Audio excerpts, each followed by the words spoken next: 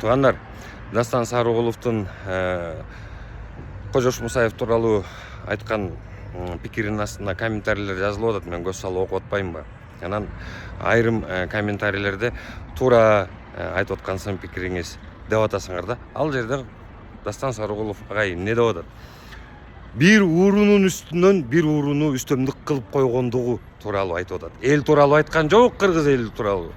Жакшылап окусаңар айтып атат.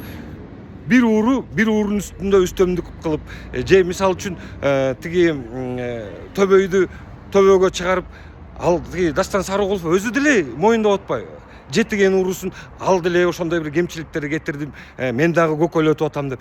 Көкөлөтсүн да, ар бир кыргыздын 40 уурусу өз тарыхын изилдегенге акысы бар да. Кыргыздын 40 уурусу жок, кыргыздын тарыхын кантип жазгантасыңар? Макул, мага ошол суроомо жооп бергилечи. Кыргыздын 40 урусу менен кыргыз түптөлөт экенин качан түшүнөсүңөр? Ушул менин суроомо жооп берип койгулачы.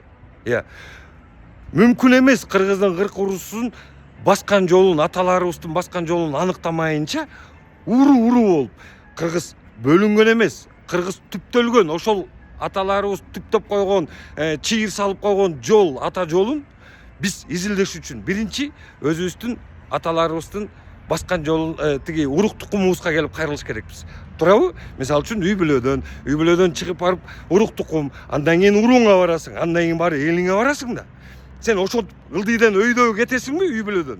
Же үстүдөн эле кыргыз дегенди ылдый түшүп келесиңби? Макул, кыргыз дегенден ылдый түшөлү.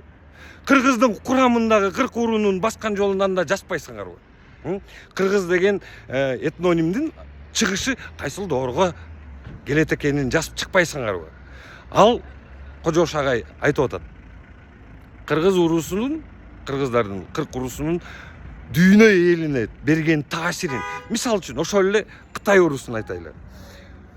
Дүйнө жүзүндөгү орус тилдүү, түрк тилдүү делген, кыргыз тилдүү дегендердин баары тең Кытай деп азыркы Чайна элин тааныйт да. А бул биздин өзүбүздүн Кытай деген сол канаттагы уруубуз бар да. Жандай жокпу?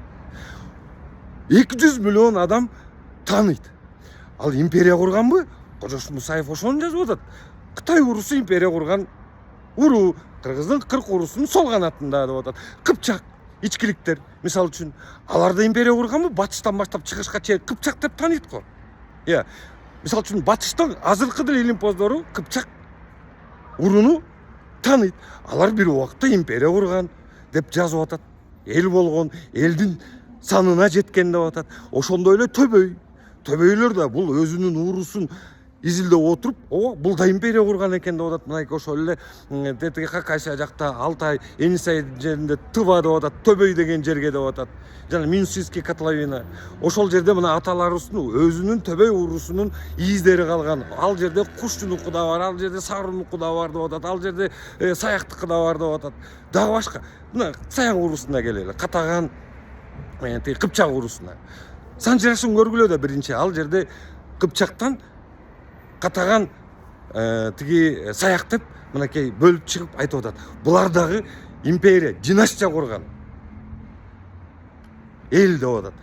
Ушунун баарын жазып аткан агайга анан кийин кыргыздын үстүнө келип чыгарып койду деп доoma тартканыңар туурабы? Ушул менин да суроомо жооп берип койгулачы. Таамай так сиздерге суроо берейин. Кыргыздын тарыхын жазыш үчүн кыргыздын 40 урусуна кайрылбай туруп жазса болобу? Кичине адилеттүү болбойлу, туугандар? Уят деген бар да. Уяттуу болбойлу. Ата бабаларыбыздын баскан жолун аныкташ үчүн биз башыбыз кайрадан биригиш керек болуп атат да. Ошол кыргыздын 40 урусу өзүнүн тарыхын жазып чыга берсин, көкөлөтсүн, анан келип салыштырайлы. Кимисиники кандай, анан аныктайлы дагы, анан кийин мына бир сөйөк турат. Ошол сөйөккө келип анан эттерин чаптайлы да, анан кийин аталарыбыздын баскан жолу молтурбайбы көрсө. Бул уруу бээрди кыйраттыр. Бул жерден бийлик жүргүзгөн экен. Ошентип келип анан кыргыз келип түптөлүп анан кийин биз көрсө дүйнө жүзүнө империя курган эл турбайбызбы? Биз кадырланбайлыбы? Кыргыздын урусунун аты чыгып атса, эмне үчүн мен кызганыш керекпин?